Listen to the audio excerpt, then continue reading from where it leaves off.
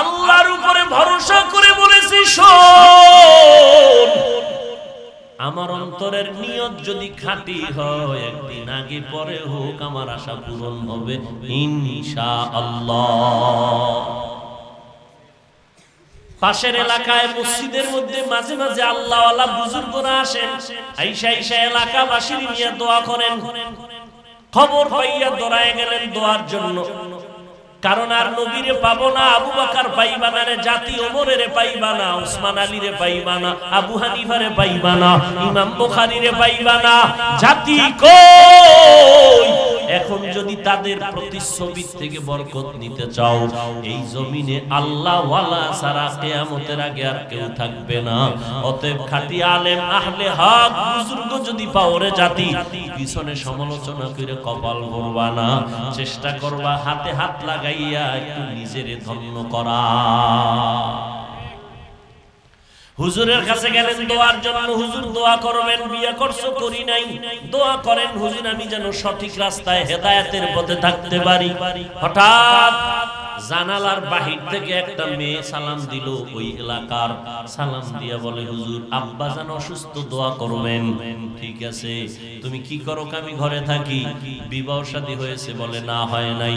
কেন হয় নাই? তুমি কি উপযুক্ত হও নাই? বলে হয়েছি, কিন্তু মনের মতো স্বামী আমি পাই না। আল্লাহর ওলি বলে, কেমন স্বামী চাও? বলে আমার একজন স্বামী এমন চাই যে আমার হাতটা ধইরা আমারে জান্নাতের মধ্যে ঢুকাইবে, আর এমন একটা সন্তান আমার উপহার দিবে, উম্মতের জন্য জান্নাতে নেওয়ার কারণ হবে। ওই আল্লাহর বান্দা হুজুরের পাশে শুইনা কয়, হুজুর আমার মনের কথায় মিল পাইছি, আপনি যদি একটু দোয়ার সাথে ব্যবস্থা করেন, আলহামদুলিল্লাহ আমার মনের মতো একটা মেয়ে আমি চাই। হুজুর পাইলাম। কয় খবর এরা গরিব ফ্যামিলি। কয় গরিব দরকার নাই, এমন এক জান্নাতি নারী তো চাই। হুজুর মাঝখানে থেকে প্রস্তাবের মাধ্যমে বিয়ে করায়া দিলেন। দুইজন সংসার শুরু করলো এমন ভাবে নামাজের সময় দাঁড়ায় যায়। একজন যদি একটু অচেতন থাকে আর একজন সচেতন বানায় দেয়। ঘুমের থেকে স্বামী উঠে বউরে জাগায়, বউ যদি আগে উঠে স্বামীরে জাগায়, উঠো নামাজ পড়ো। মুনাজাত দিয়া বারবার আল্লাহর দরবারে কান্না করে, আল্লাহ একটা নেককার সন্তান দেও, দুনিয়াতে যেন হাদি হয়ে যায়। আল্লাহ তাআলা দুইজনার নেক দোয়ার কারণে এমন একটা সন্তান আল্লাহ দান করলেন। ওই সন্তানটারে লালন পালন করে বড় বানাইছেন। এমন সন্তান ইতিহাসের পৃষ্ঠায় তার নাম স্বর্ণাক্ষরে লেখা হয়ে গেছে। যেই সন্তান তার আদর্শ দিয়া মিশরের মতো জমিনটারে বিজয় করলো, সিরিয়ার জমিনটারে বিজয় করলো। বাইতুল মুকাদ্দাস মুসলমানের প্রথম কিবলা জালেমের হাত থেকে ছুটাইয়া স্বাধীনভাবে নিয়ে আসলো। মুসলমানদের অত্যাচার থেকে, জালেমদের অত্যাচার থেকে মুসলমানকে নিরাপদে নিয়ে আসলো। যে এত বড় ইতিহাস সৃষ্টি করে গেল, ওই সন্তানের নাম গুগলে সার্চ দিয়া দেখবা আজকে রাত্রে গিয়া, সুলতান সালাউদ্দিন আইয়ুবী রাহমাতুল্লাহি আলাইহি। তারা আমার সামান্য সময়ের জন্য আপন, কিন্তু কেউ আমার আসল না। আসল হলেন আমার আল্লাহ, আসল হলেন আমার রহমতের নবী সাইয়্যিদুল মুরসালিন রাহমাতুল লিল আলামিন। তিনি আমার আসল, তিনি আমার আপন। এই জমিনের মধ্যে আমার মা আমার বাবা সামান্য সময়ের জন্য আপন, আসল কেউ না। আসল কে? আল্লাহ। আব্বা আম্মা আমারে খানা দেন নাই, আমার হায়াত দেন নাই, আমার যেটা বেশি জরুরি নিঃশ্বাস আনা নেওয়া করা, এটার শক্তি আমার আব্বা আম্মা দেন নাই। কে দিয়েছেন? সম্মান আমাকে আল্লাহ দিয়েছেন।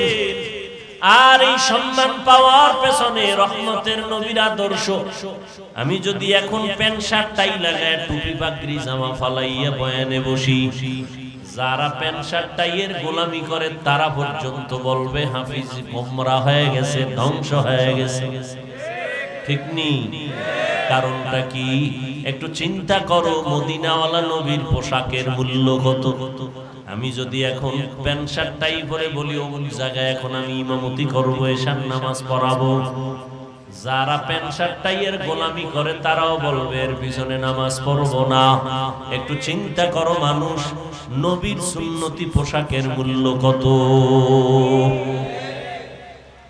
নবীর আদর্শের কারণে এত সম্মান, এতগুলো মানুষ এই জায়গায়, এত বৃষ্টি কাদা পানির মধ্যে 1000 টাকা করে দিব বইলা যদি কোনো কোটিপতি ডাকতেন মাইক লাগাইয়া, হয়তো বা এত মানুষ আসতো, কিন্তু এই জান্নাতি মানুষ একজনও আসতো না। সমাজের টাটকা সব গাঞ্জা করে লাইন দাঁড়াইতো, আমার 1000 দাও। কিন্তু এখানে টাকার জন্য কেউ আসে নাই, খানার জন্য আসে নাই। এতগুলো মানুষ নিয়ন্ত্রণের জন্য কোনো বাহিনীও নাই। এই মানুষগুলো কষ্টকে স্বীকার করে, এরপর মন ভরা আনন্দের ভিতরে আছে, কষ্ট নাই। ঠিক নেই? কষ্টের মধ্যে আনন্দ, টাকা দিয়েও হয় না। এটা কেমনে সম্ভব? নিয়ন্ত্রণের জন্য কোনো বাহিনীও নাই। এগুলো কেমন করে সম্ভব? একমাত্র রহমাতুল লিল আলামিনের আদর্শের কারণেই সম্ভব। তুকু যাও সুন্নতে আহমদ কুজা বা মুহাম্মদ কৈফিয়ত নিসবত রা মান আহাব্বা সুন্নতি কওলে রাসূল মজদায়ে কানা মাই হাম কুন কবুল। নবীজির আদর্শের কারণে এত মূল্য, 1500 বছর পরেও এত সম্মান। কারণ নবী চ্যালেঞ্জ করে গেছেন, এই উম্মতেরা, আমি নবী দুনিয়া থেকে বিদায় নিয়ে চলে গেলাম। বিদায়টাকে ওয়াফাতুন নবী বলে। আমি আসছিলাম মিলাদুন নবী, রেখে গেলাম সিরাতুন নবী। আমি দুনিয়াতে আসছিলাম মিলাদুন নবী, বিদায় নিয়ে গেলাম ওয়াফাতুন নবী। উম্মতের জন্য উপহার রেখে গেলাম সিরাতুন নবী। সিরাতটারে যদি ধইরা রাখো, আমার সিরাত হলো কোরআন। আম্মা জান আয়েশা রাদিয়াল্লাহু আনহাকে সাহাবায়ে কেরাম জিজ্ঞাসা করলেন, নবীর সিরাত, নবীর আদর্শের বয়ান করেন। আম্মা জান আয়েশা রাদিয়াল্লাহু আনহা মাত্র 18 বছর বয়স। কত? 18 বছর বয়স। 6 বছরে নবীর সাথে বিবাহ হলো। 9 বছর বয়সে নবীর ঘরে আসলেন। 18 বছর বয়সে নবী বিদায় নিলেন। আম্মা জান নবীর ঘর করলেন কত বছর? কথা বলেন না কেন? মাত্র 9 বছর। 18 বছরে তো অনেকের বিয়েই হয় না। আম্মা জান আয়েশা মাত্র নবীর ঘর করলেন 9 বছর। এই 9 বছরের মধ্যে আল্লাহ তারে কি দান করলেন? আম্মা জান আয়েশা বলেন, নবীজির সোহবত থাকলাম 9 বছর, টোটাল বয়স আমার 18 বছর। আল্লাহ তাআলা রহমতের নবীর নেক দোয়ার কারণে আমাকে আল্লাহ এত জ্ঞান দান করেছেন। আমি আয়েশা 18 বছরের কন্যা, 18 বছরের নারী। আমি আয়েশাকে আমার আল্লাহ এত জেহেন দান করেছেন, আমি 2000-এর উপরে হাদিসের হাফেজা হয়ে গেছি।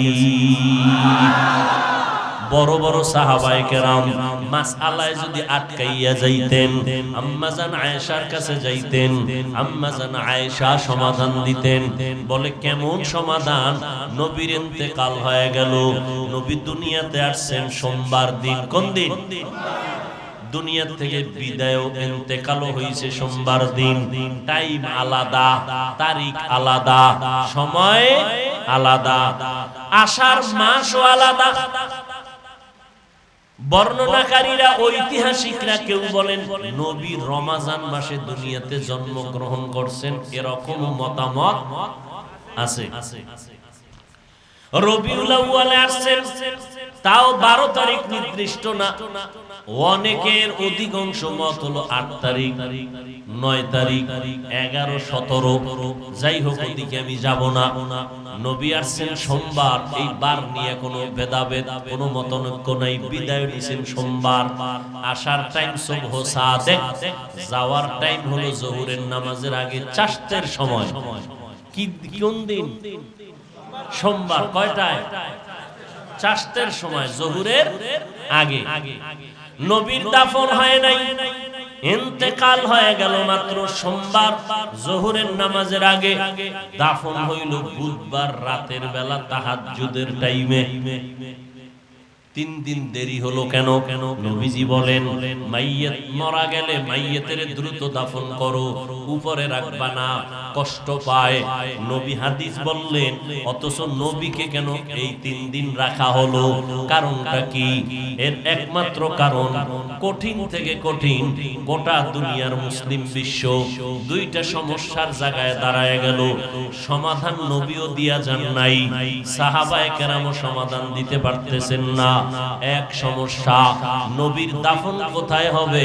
মদিনার আনসার সাহাবীরা ডাকে আসো, মদিনায় রাখবো। মক্কাবাসী বলে মুহাম্মদের মক্কায় পাঠায় দাও, মদিনায় দাফন করানো যাবে না। এই এক সমস্যার সমাধান কে দিবেন? 2 নাম্বার সমস্যা, নবী বলে যান নাই আমার ইন্তেকালের পরে আবু বকর খেলাফতের জায়গায় আসবেন, ওমর আসবেন, আলী আসবেন, কাউকে বলে যান নাই। এই সমাধানও পাইতেছেন না। সমাধানের জন্য 3 দিন সময় লাগলো। এক সমাধান দিলেন মাইয়া, আর এক সমাধান দিলেন মাইয়ার বাবা।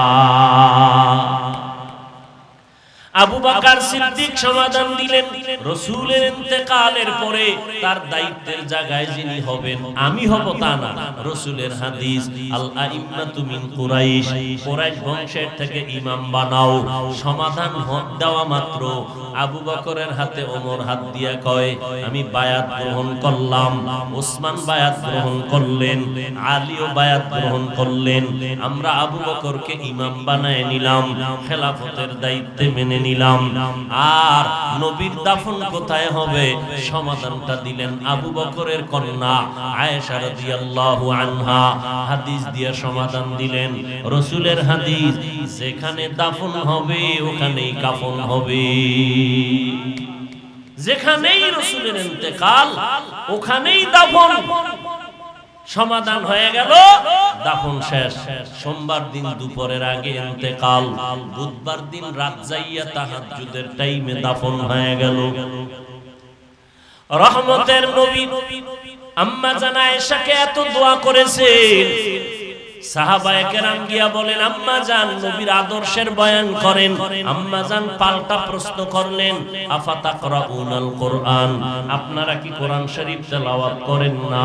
ক্বালু বালা, বলে হ্যাঁ আমরা কোরআন শরীফ তেলাওয়াত করি। আম্মা জান বললেন কানা খুলুকুল কুরআন, কোরআন শরীফ হলো নবীর সিরাতুন নবী। ইসলাম কি আবেগ দিয়া চলে?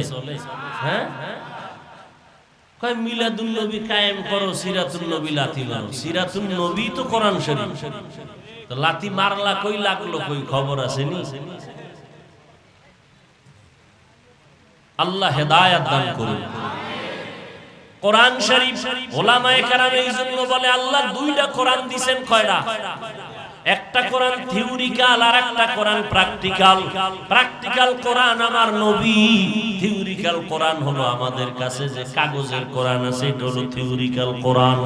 এরে নবীর উম্মত, আমার নবী এই কোরআনটারে ধরে রাখার কথা বলছেন।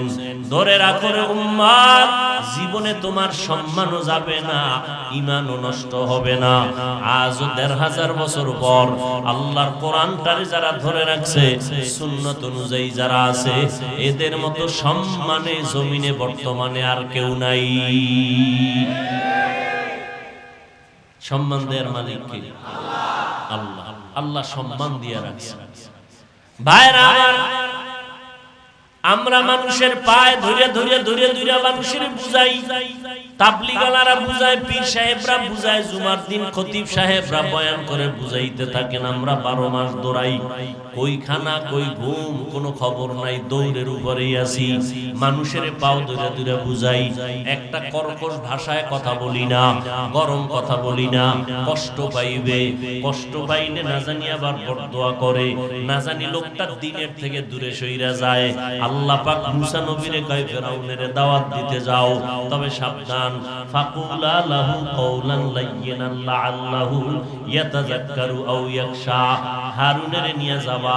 আল্লাহ ভালো করে জানে এই ফেরাউনের বাচ্চা জীবনে কালেমা পড়বে না। আল্লাহ জানেননি?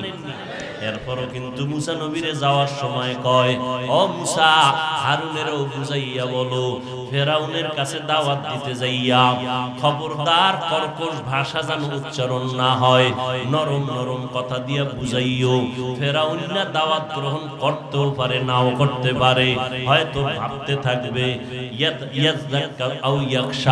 হয়তো ভয় অন্তরে আসবে, না হয় চিন্তা করবে মুসা কি কইল। নরম কথা অন্তরে ঢুকে যায় তাড়াতাড়ি এবং স্থায়ী হয়, গরম কথা ঢুকলেও তাড়াতাড়ি বের হয়ে যায়। আগুন গরম বেশিক্ষণ থাকে না, এক গ্লাস পানি গরম করলেন বাস্তব আবার ঠান্ডা হয়ে যাবে। এইবার মুসা নবীকে আল্লাহ এই বয়ান দিলেন, আমার নবী শ্রেষ্ঠ নবী, যার কোনো তুলনা নাই। রব্বুল আলামিন আমার নবীকে পর্যন্ত বললেন, ও নবী নরম কথা বলবেন, গরম কথা নয়। খবরদার আপনার অন্তরের মধ্যে মায়া জমাইয়া রাখবেন, অন্তর থেকে মায়া লাগায় কথা বলবেন, ওই কথা মানুষের অন্তরের মধ্যে আসর করবেনি। কি করবে না? একটা লোক অসুস্থ হইছে, এক বুজুর্গ আইছে, কোন কবি এই কি কয় ঔষধে কাম হয় না, তো লাঠি একটা হাতে লইয়া তসবি একটা হাতে নিয়া পুরা বডির মধ্যে ফুয়াইতেছে, ফু দিতেছে, ঝাড়তেছে। তো এক মহা এমবিবিএস এফআরসিএস এফসিপিএস এর বাবা বু আলী সিনা, স্বাস্থ্যবিজ্ঞানীদের গডফাদার, বুঝেন না কথা? বড় তবিবুল আতবাব, হে পাশে বসে, এই তুমি এর ফুয়াইলে কি, তুমি এর ঝাড়লে ফু দিলে কি হবে? তুমি এটা বুঝদা না, তুমি ডাক্তার মানুষ, আমি বুঝদাম না মানি না, বুঝার ক্ষমতা নেই। ডাক্তার একটু সাতাশি করছে, তো হুজুর জবাব দিছে, তুমি একটা আস্তা গাধা। কি কি বলছে? গাধা। কারে কইছে? পৃথিবীর শ্রেষ্ঠ ডাক্তারদের মুরব্বী বু আলী সিনা। মাথা গরম হয়ে গেছে, আপনি বুজুর্গ না আর কিছু? আপনি আমাকে এই ভাষাটা বললেন, তা হলো সমস্যা কি? সমস্যা কি? মুখ দিয়ে কথা বলছি, তোমার এত সমস্যাটা কি? আমার জবানে না কথা বলছি, তোমার সমস্যা কি? বলে কলিজা ছিদ্র হয়ে গেছে, কথা বলছি আমি, তোমার কলিজা যদি ছিদ্র হয় তো ফুয়ের মধ্যে কেন অ্যাকশন হবে না? কথার মধ্যে অ্যাকশন আছে না নেই? এই বর্তমান দুনিয়া তো কিছু পণ্ডিত এরা না বুঝার কারণে আল্লাহ ওয়ালাদের জারফুককে বাজে মন্তব্য করে বেয়াদবি করে। আল্লাহ হেদায়েত দান করুন। কথায় অ্যাকশন নাই, গালি দিলে মেজাজ ঠান্ডা থাকে না গরম? জাগা জাগা। এবার বুঝেন যে কথার অ্যাকশন কত। তাহলে গালির অ্যাকশন হইলে কি কোরআনের কথার অ্যাকশন নেই? এটা একটা কথা। আরে পুলিশে আসামি দুইটা ফিডাইতেছে, কান্দেন, আর আল্লাহ আল্লাহরা বয়ান করে 200 হাত দূরে বয়ে এক বেনামাজি কান্দেছে, ওরে মারলো কে?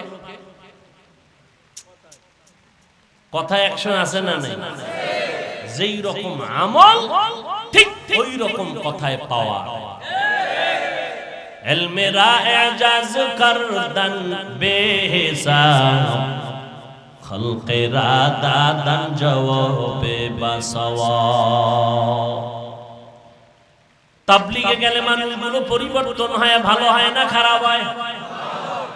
চরমনাই যায়, সারসিনা যায়, উজানি যায়, বাহাদুরপুর যায়, ওই চট্টগ্রাম নানুপুরে যায়, মানুষগুলো দাড়ি ছিল না, দাড়িওয়ালা হয়, পর্দা করে, হালাল খায়। আগে নামাজ পড়তো না, এখন নামাজ ছাড়েই না। এরে ফিটাইছি নি, ভয় দেখাইছে, এরে বানছে, এর পাগল হয়ে গেছে। নামাজের আজান শুনলেই কিসের বৃষ্টি, মসজিদে হাজির। আল্লাহ তাআলা এই কথার মধ্যে অ্যাকশন রাখছেন। কিন্তু কথা হতে হবে মোহাব্বত লাগানো কথা। মোহাব্বত দিয়ে মানুষের কলিজার মধ্যে কথার আসর বেশি হয়। মুসা নবীরে আল্লাহ কয় ফেরাউনের বয়ান করবা ঠান্ডা আওয়াজ দিয়া, লাইয়ে না নরম নরম কথা। বর্তমান দুনিয়াতে আমরা যারা দায়ী বক্তা, মুসা নবীর থেকে কি দামি? হ্যাঁ, যারা শ্রোতা আছে এরা ফেরাউনের চেয়ে খারাপ। তো গরম কথা বলার দরকার কি? মুসা নবী ফেরাউনের যাইতেছে দাওয়াত দিতে, আল্লাহ জানে এটা জীবনে কালেমা পড়বে না, এরপর আল্লাহ কথা কইও নরম। আল্লাহ জানছেন যে এটা জীবনও আমারে মানবে না, তাহলে মুসা নবীর কওয়া দরকার ছিল না? কথা যদি কবি যায় যদি না মানে জাগাত লাগাই দিবে। আল্লাহ জানেন ও কালেমা পড়বে না, এরপর আল্লাহ শিখায় ও মুসা সাবধান, নরম কথা কইও, গরম না। বর্তমান দুনিয়ার বক্তারা কি মুসা নবীর থেকে বড় বক্তা? আর শ্রোতা যারা এরা ফেরাউনের চেয়ে খারাপ। তো এগুলোকে এত হামতাম কেন? কাটতে হালাও, মারিয়ে ফালাও, ধরিয়ে ফালাও, কথা বলাও যায় না, সহজ কেন? একদল বাতেল টুপিওয়ালাদের কারণে। আমরা বুঝামু একরকম, বাতেলরা বুঝাইবে আর একরকম। তো গালি দিল, কথা কথা যে বলবে, কথা তো দিলের মধ্যে গিয়া কিছুটা কল্পনা জল্পনা হয়। আল্লাহ সবাইকে বুঝার তৌফিক দান করেন। নরম কথায় যদি বেনামাজি নামাজি হয়, তোমার গরমের দরকারটা কি? নরম কথায় যদি বেপর্দাওয়ালা পর্দা করে, তোমার গরমের দরকার কি? আমি কি চাই এটা আগে নির্ণয় করতে হবে। আমি কি চাই?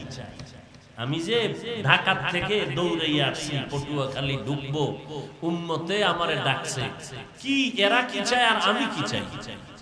এরা আমাকে ডাকছে কেন? আমি গালি দিব? হ্যাঁ, এরা ডাকছে কেন? বৃষ্টির মধ্যে না আওয়ামী লীগ না বিএনপি না কোন দল, সব একাকার হয়ে এখানে সবাই। এমনি যদি ডাকি ভাই মাদ্রাসায় আসেন, না যাইব না। ওয়াজের প্যান্ডেলে কোন দলাদলি নেই, সব লাইন দিয়ে আসছে। উদ্দেশ্য কি? এটা আমি বক্তাকে আগে চিন্তা করতে হবে, এরপর কথা বলতে হবে। এরা আমার গালি শুনতে আয় নাই, আমার পাস করলি না পড়লে গুনাহ হবে এও শুনতে আয় নাই। এরা আসছে আল্লাহ আর রাসূলের মহব্বত। এরা দুইটা কথা শুনবে, নরম শুইনা যদি চায় একটু কানবে, তওবা করবে, মা বাবার জন্য দোয়া করবে, নিজের একটু আমলওয়ালা হবে, এই আর কিছু না।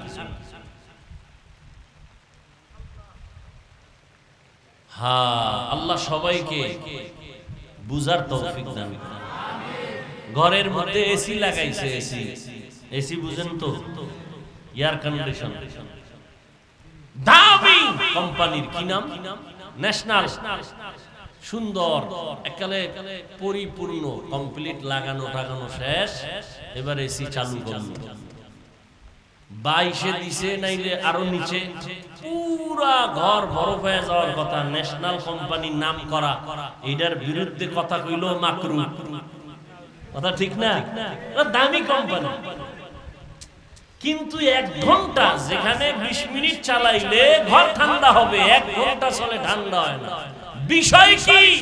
হট করে নজর করে দেখে ঘরের দরজা খোলা। ঘরের কি দরজা খোলা, ঠান্ডা হয়, এর মধ্যে আবার গরম। ঠান্ডাটা পাস হইবে, গরম ঢুকবে। এই অবস্থা যদি হয়, কিয়ামত পর্যন্ত ঠান্ডা। এসি লাগাইলেই ঠান্ডা হবে না, চারদিকের সিফা সাফা আটকাও, সব বন্ধ করো। নামাজ পড়ে সুদ ছাড়ে না কেন? আল্লাহ না কসম খাইছেন, চ্যালেঞ্জ দিবেন, নামাজ মানুষকে পাপাচার থেকে মুক্ত দিয়া বিনা হিসাবে জান্নাতে পাঠাবে। নামাজ পড়ে মিথ্যা বলে কেন? নামাজ পড়ে আলেমের বিরোধিতা করে কেন? এসি লাগাইছে ঠিক, কি খোলা? নামাজ পড়ে ঠিক, নামাজের ভিতরে আল্লাহর ভয় নেই। নামাজ পড়ে ঠিক, সুদের ব্যবসা ছাড়ে নাই। নামাজ পড়ে ঠিক, সেজদাটা ঠিক মতো দেয় না।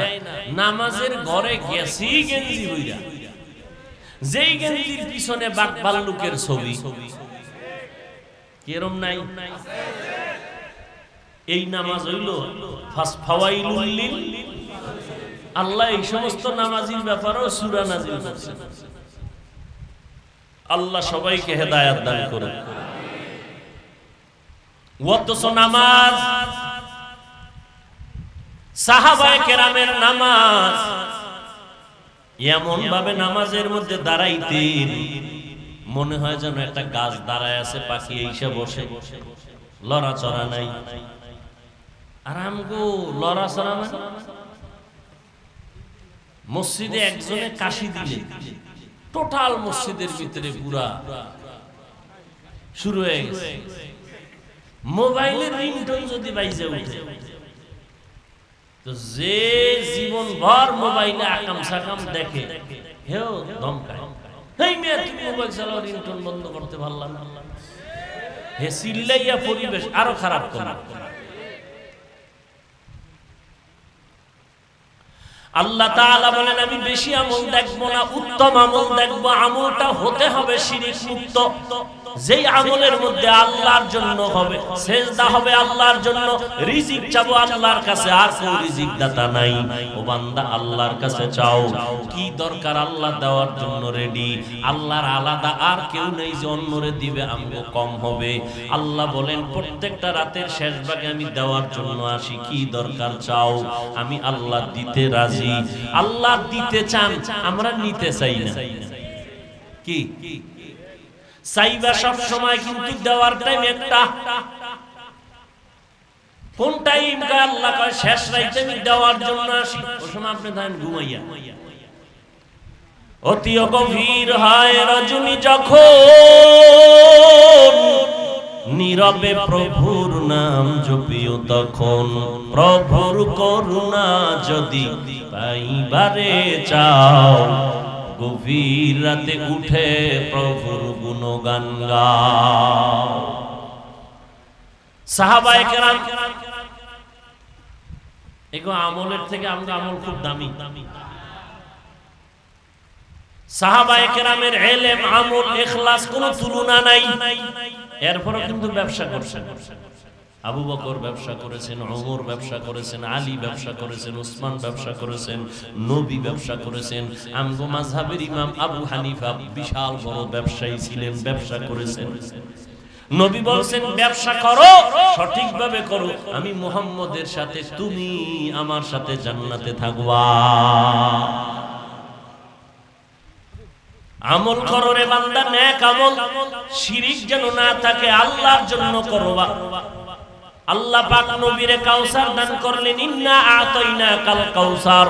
ও নবী আপনাকে কাউসার দান করলাম, বড় নিয়ামত, আপনি শুকর আদায় করবেন। ফাসাল্লি লিরাব্বিকা ওয়ানহার, নামাজ পড়বেন আর কুরবানি করবেন রবের জন্য, আর কারো জন্য না।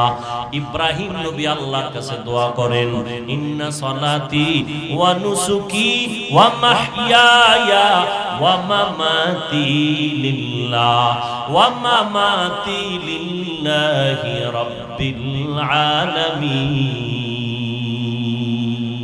আমরা মানুষ হইয়া নামাজ পড়তে গিয়ে আরো 10 জনের নামাজের ক্ষতি করি, ঠিক নেই? আর এক আল্লাহর বান্দা নামাজের রওনা হইছে, নামার পরে বৃষ্টি, নামার পরে কি বৃষ্টি। আল্লাহর বান্দার কলিজার মধ্যে আল্লাহর মোহাব্বত গালেব, কি এর বৃষ্টি, ধাম ধাম করে রওনা, নামাজ আমি জামাতে পড়বই। কিন্তু কি হইব, মাঝামাঝি যে ঠাস করে হইরে গেছে, পয়রা গিয়ে আর মসজিদে যাওয়ার পরিবেশ আসেনি। ঘরে আইয়া আবার জামা কাপড় পাল্টাইয়া আবার দৌড়। বিষয়টা হইল রাতের নামাজ, অন্ধকার, ওদিকে বৃষ্টি, দ্বিতীয়বার রওনা, আবার বৃষ্টি, মাঝামাঝি গিয়ে আবার হইরে গেছে, আবার পেছনে ব্যাগ ঘরে, ঘরে আইয়া জামা কাপড় নিয়ে এবার রেডি, যাবই। দরজা খুলে দেখে একজনে বাতি লয়ে দাঁড়াই রয়েছে অন্ধকারে। কথা বুঝেননি? অন্ধকারে কি নিয়ে দাঁড়ানো? বাতি নিয়ে দাঁড়ানো। এবার বাতি নিয়া উনি কিছু বলে না, উনি হাঁটতেছে, ওনারে আলো দিছে, খুব আস্তে আস্তে করে হাইটে হাইটে মসজিদের ভিতরে গেছে গা। বাতিওয়ালা পিছনে দাঁড়ায় রয়েছে মসজিদের বাইরে, উনি গিয়া নামাজ পড়ে আবার নামছে বাসায়, বাতিওয়ালা বইয়ে রয়েছে, আবার বাতি নিয়ে আবার ঘর পর্যন্ত।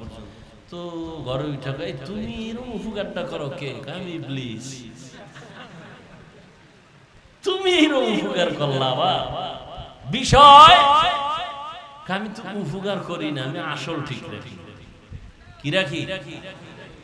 তুমি দুইবার হইয়া যাইয়া যে ক্ষতি আমার হয়েছে, এই জন্য আমি বাতি লয়ে দৌড় দিছি, আর ক্ষতি হতে দিও না। কি প্রথমবার কইরা যখন নিয়ত করছে আবার যাবা, তোমার প্রথমবার মুজাহাদা আর আল্লাহর মোহাব্বতের কারণে তোমার জীবনের সব গুনাহ মাফ হবে। দ্বিতীয়বার তোমার ফ্যামিলির বংশে যারা আছে সবগুলো মাফ। তৃতীয়বার যদি আমি বাতি না লইতাম, পুরা এলাকাবাসী মাফ হয়ে যাবে। এত উপকার করা ঠিক না, বাতি মকুন সুসুতি নামাজে পাঞ্জে গানা ফাওয়াইলুল লিল মুসাল্লিনাল্লাযীনা মুমিনারা ইনামাজ ইমদাদে দা ইস্তাঈনু আয়াতে কুরআন বাখা।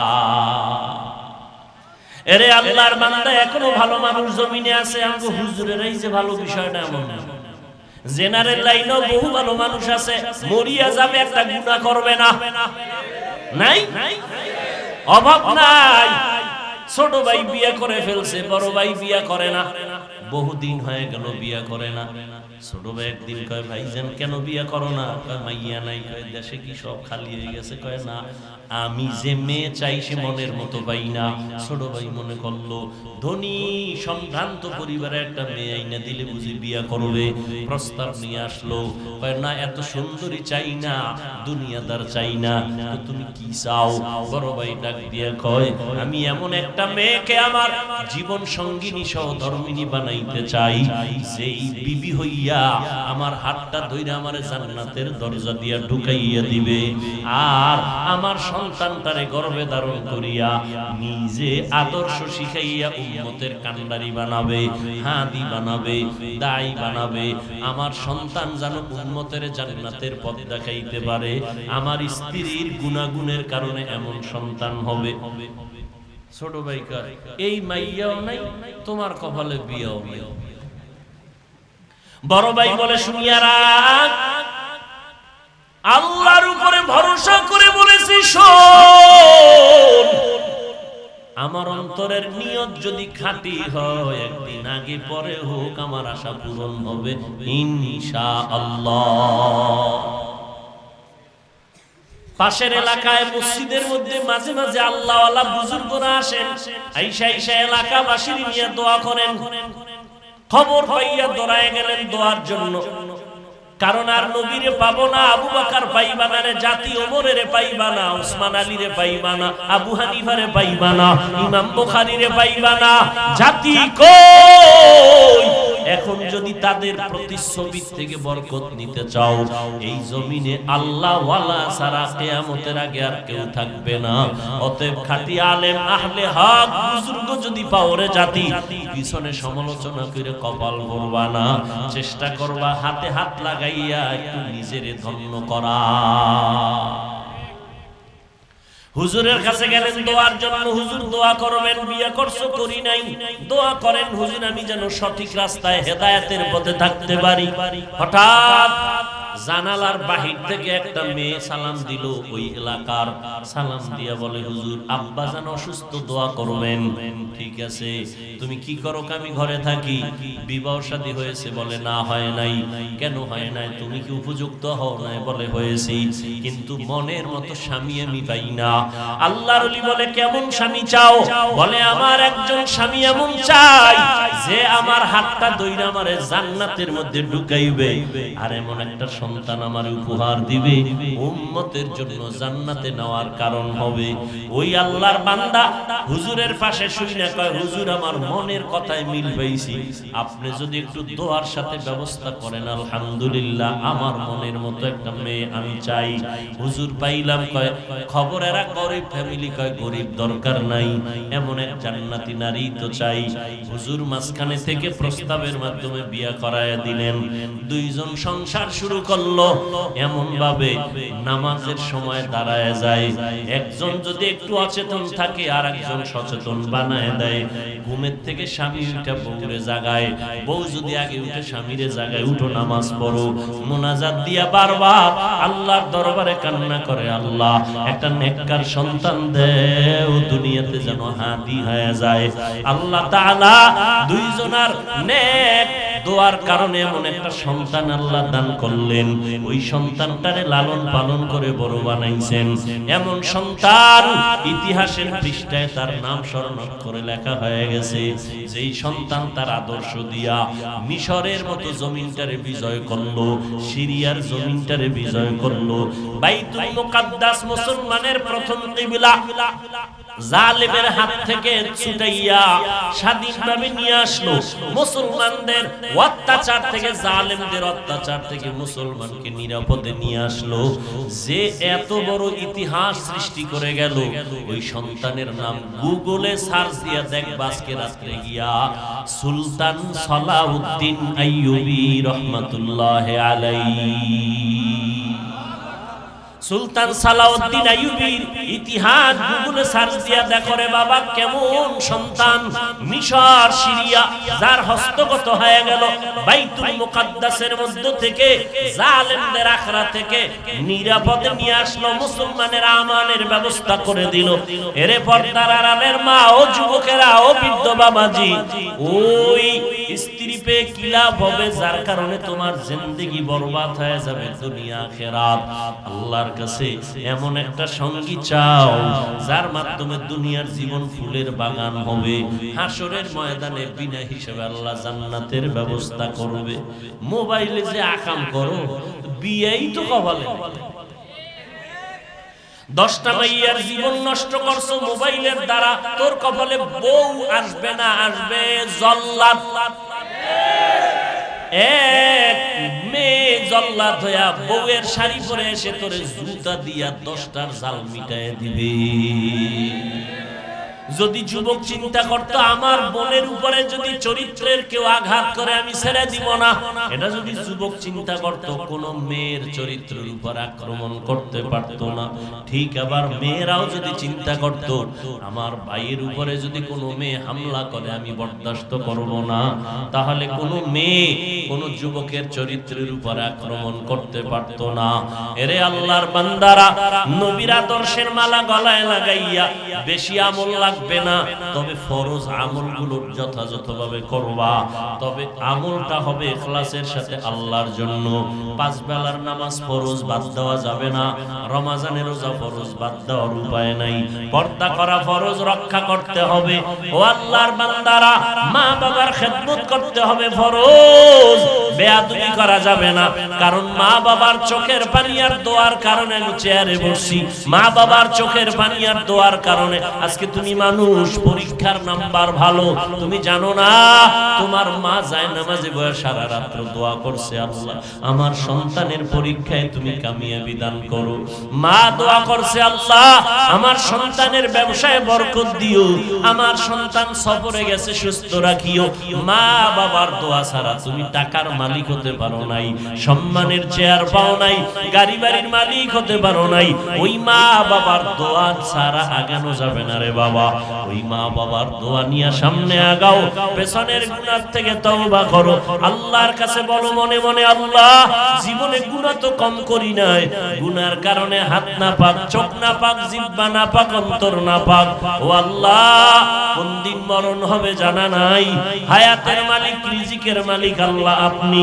আজকে থেকে আর নামাজ ছাড়বো না, বেপরদায় চলবো না, দাড়ি কাটিয়া নবীর সুন্নতের জবাই করবো না, মা বাবার বেয়াদবি করে বরদোয়া নিব না, ওলামায়ে কেরামের পরামর্শ নিয়ে চলবো, নবীর তরিকা মেনে চলবো।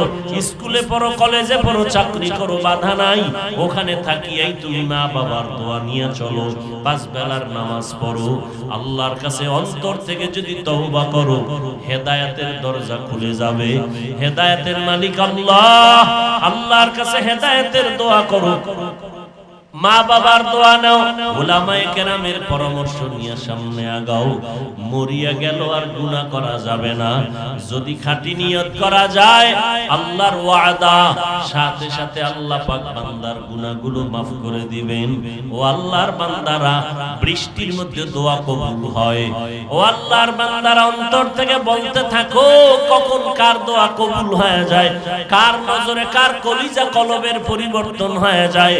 আল্লাহ পাক রব্বুল আলামিন আমাদের সবাইকে তওবাওয়ালা জিন্দেগি দান করেন, নবীর আদর্শ বাস্তবায়ন করিয়া শিরিক মুক্ত হইয়া আমলের জিন্দেগি সুন্দর করার তৌফিক দান করেন।